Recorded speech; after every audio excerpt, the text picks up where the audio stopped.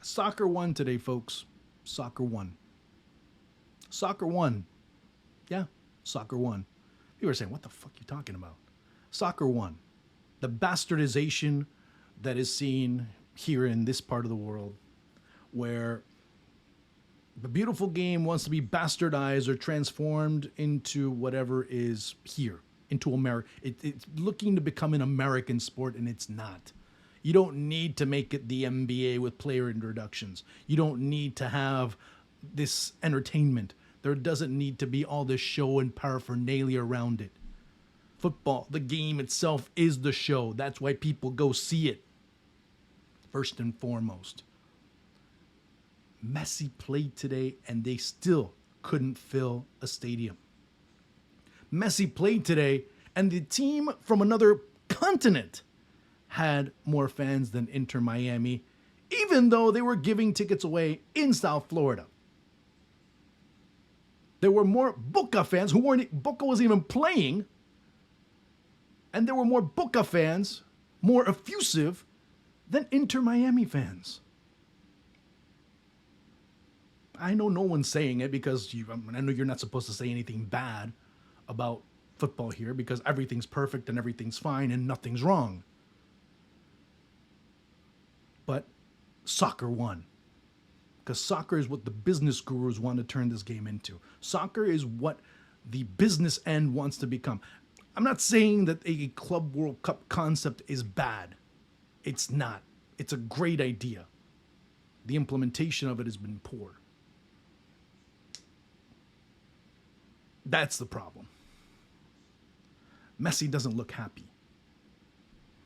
And post-game, you saw many in the Argentine media clamoring, begging, please leave MLS. Because of the way, at the rate that he's playing at Inter Miami, people doubt he could get to the World Cup. The criticisms that MLS are getting right now, who are playing at the same time as Inter Miami, by the way, mind you. The whole round of MLS was being played at the same time. That's the funny part. I don't know what to tell you anymore. Because for years I've been saying this. For years I've been repeating it. And now you're seeing it with your own eyes completely without any bandages. The reality of the game. It's soccer. It's soccer. Soccer is a marketing package type of product. Football is raw, unhinged, and of the people. And today we saw it in its whole entire version. That's what we see. That is the reality of the situation of the moment. I'm sorry to say that, but it's true. Inter Miami is frightful from a football standpoint. Frightful.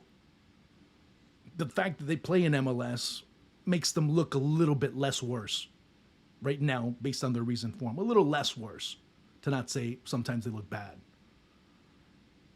But Porto and Palmeiras must be licking their chops right now.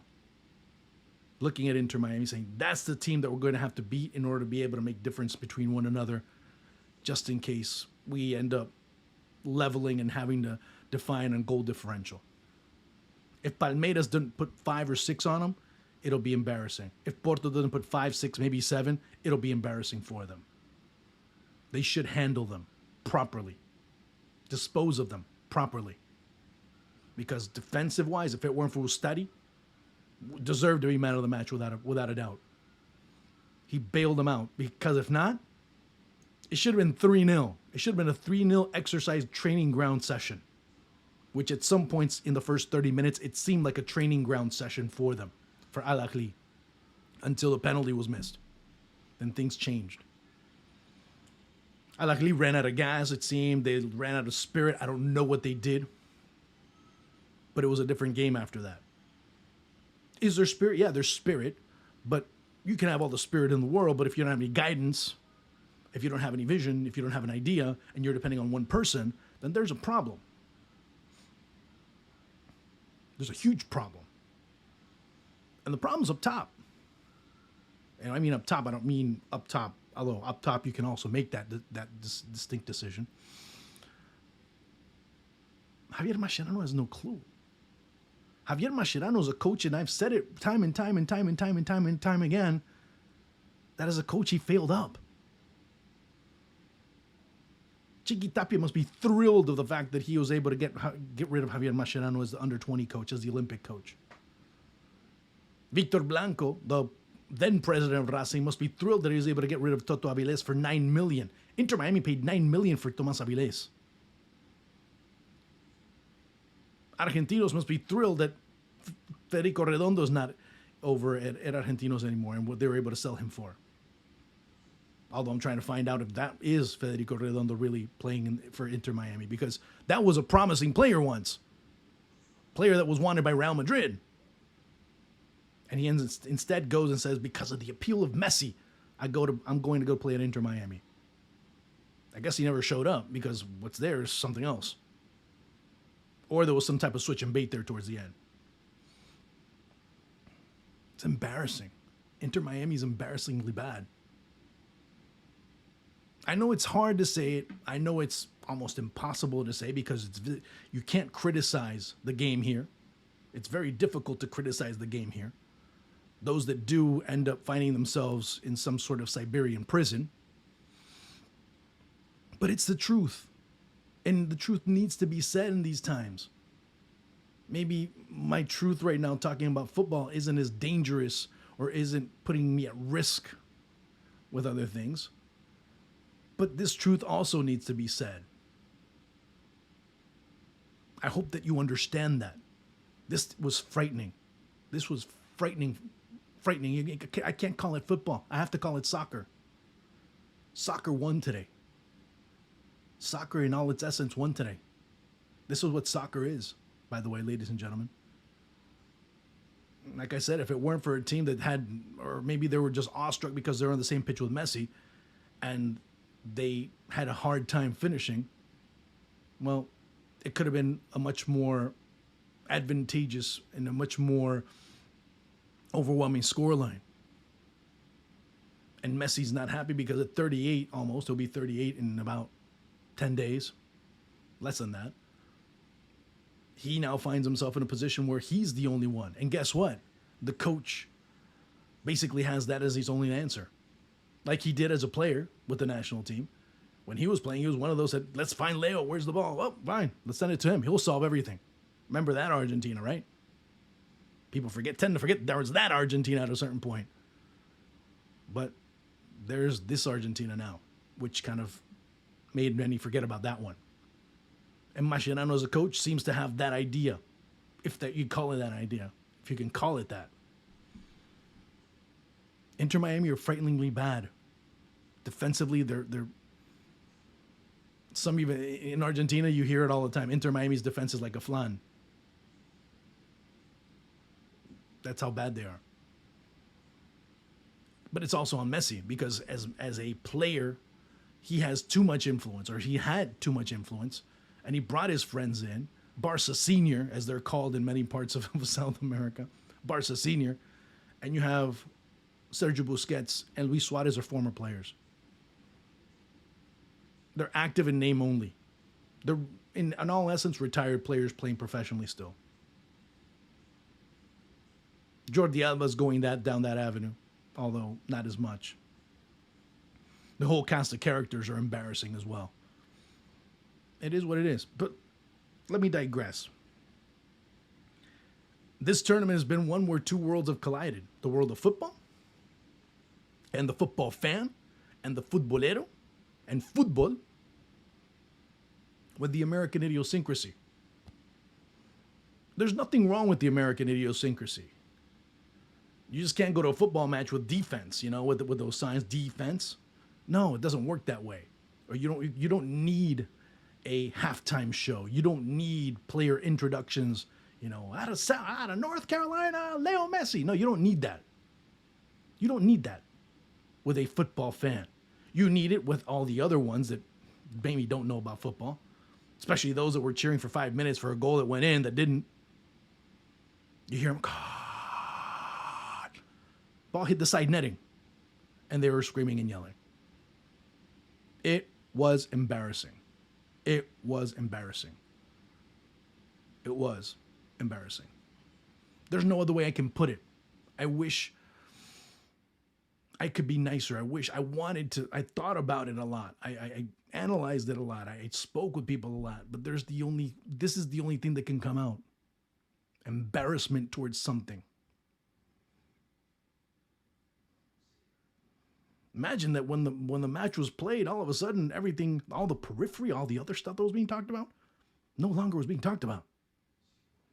The fact that ICE was around the stadium, the fact that immigration, the fact that this became the main story, ends up being that. And now you were watching at least for the 2-3 hours after the match. People were saying, Messi, you gotta leave MLS. You gotta leave MLS now. You have to leave. And that maybe is going to be a major talking point come September.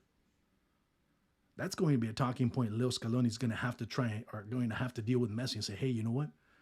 For you to be in better form, because now we're seeing a Messi that's getting subbed out, a Messi that's maybe not as effective for 90 minutes. And it's father time. Father time's undefeated. Let's be honest. But when you have your sights set on such a big goal, the Finalissima in March, and then the World Cup next year, you can't play in MLS. There's a reason why Lionel Scaloni prohibited Argentine national team players to play in MLS. That's why Thiago Almada was so damn anxious to leave, and when his transfer wasn't going through with Atlanta United, he was getting pesky, he was getting fussy. He wanted to leave ASAP because he wanted to join the Argentine national team again on a full-time basis. That's why players, when they go to MLS and they're on the international, or they're considered, hey, think about it twice. I'll be serious. I'll be completely real with you. That's the truth. I don't know how to say it to you, or I don't know how to put it to you any easier, but it is the reality of the moment. And today, that reality came full front and center for Argentine fans. They're saying, oh my God, our captain might not even be able to be our captain anymore. Yeah, I mean, the time is coming close for him to retire, yes. But they don't want to retire him. They want him to retire on his terms. But he also has to oblige on certain things. And at Inter Miami, he's been he's been the final word. He's been the one that says, this goes, this happens, this is as it is. I said so, and so it will be. It's great, but that needs to change. And he has to go somewhere else because he's not going to grow. And as we continue seeing him, and when if he plays in September, then we're probably going to see an even more diminished Messi. And this is not me saying it. This is after everything that happened today and everything that happened after the last match, the last couple of match days in World Cup qualifying. Many started now saying the same thing. Many have started saying it. Messi's got to leave MLS. So I completely concur with them. We shall see if he does follow through, because it's hard for a king to leave his kingdom. But sometimes maybe he has to go back and conquer the ones that he had left before. That could be the challenge next. Or if not, maybe the king will come back to where the heart was, which was his original home. Still a lot of argument to go there. But today, if it weren't for him, and if it weren't for Ustadi, today would have been a day of embarrassment, because outside of the stadium, it was an embarrassment for Inter Miami. One of the more embarrassing chapters in their history. Knowing that a team from another continent was able to pull in more fans than they were able to do so just 20 minutes south of their stadium. 20 minutes. And they were giving away tickets. They were giving away tickets and still giving away tickets. You couldn't fill up a stadium. Giving them away and you still couldn't fill up a stadium. Yes, it was 64, 65. They got to 60. Great. But still that. When tickets were 300, 350. Imagine the ones that paid that. They must feel like suckers right now. I mean, there's no other way to put it. Folks, Messi effect, you say? Oh, that's been long gone. That's long gone. Because Messi doesn't play soccer. Messi plays football. Messi plays football. Messi doesn't play soccer. And Americans only like the show, the paraphernalia, the periphery, everything else, the entertainment. They don't like football. They only like that product that's around it. The little bells and whistles and all the other stuff that's around the periphery. That's what they like.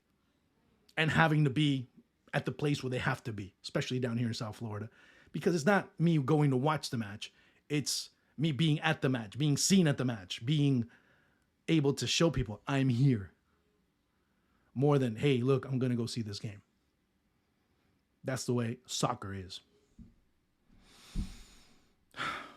We'll see what happens.